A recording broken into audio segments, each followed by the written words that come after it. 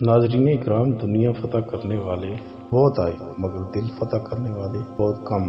سلطان صلاح الدین ایوبی صرف ایک جنگجو نہیں تھے، وہ انسانیت کے محافظ بھی تھے۔ اگر آج بھی ہم طاقت کے ساتھ اخلاق کو جوڑ لیں تو دنیا خود بخود بدل سکتی ہے۔ یاد رکھیں کہ اصل فتح دشمن کو گرانا نہیں بلکہ دل جیتنا ہے۔ نبی کریم صلی اللہ علیہ وسلم نے قیدیوں کے ساتھ نرمی اور حسن سلوک کا حکم دیا تھا۔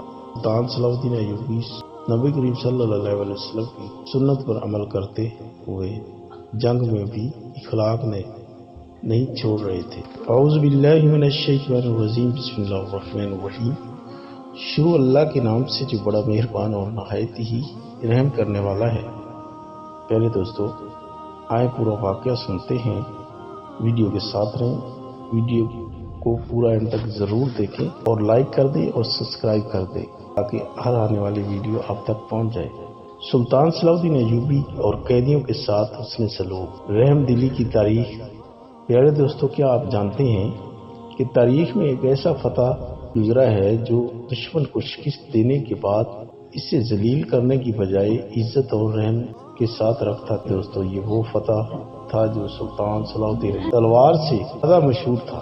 پیارے دوستو، اس کا اخلاق اور انصاف سب سے افضل تھا۔ پیارے دوستو، آج ہم آپ کو سنائیں گے کہ قیدیوں کے ساتھ سلطان صلاح الدین ایوبی کے ایسے سلوک کی کہانی جو دلوں کو بدل دینے والی ہے۔ پیارے دوستو، یہ صلیبی جنگوں کا زمانہ تھا۔ ایک معاہدے کے بعد مسلمانوں کو فتح نصیب ہوئی۔ بہت سے سپاہی قید میں آئے، قیدی خوف زدہ تھے۔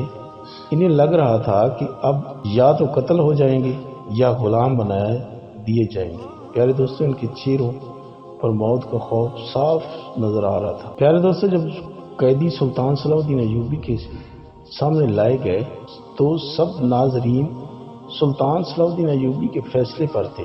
پیارے دوستو، سلطان صلاح الدین ایوبی نے پوچھا، کیا آج ان کو کھانا دیا گیا ہے؟ خیموں کا علاج ہوا ہے؟ پیارے دوستو، لوگ حیران ہو گئے۔ فتح عام طور پر سزا کا حکم دیتا ہے، مگر یہ سلطان صلاح الدین ایوبی پہلے کھانے اور علاج کا پوچھ رہا تھا۔ پیارے دوستو، پھر سلطان صلاح الدین ایوبی نے حکم دیا کہ قیدیوں کو صاف جگہ پر رکھا جائے، سب کو پورا کھانا دیا جائے اور زخمیوں کا علاج کیا جائے۔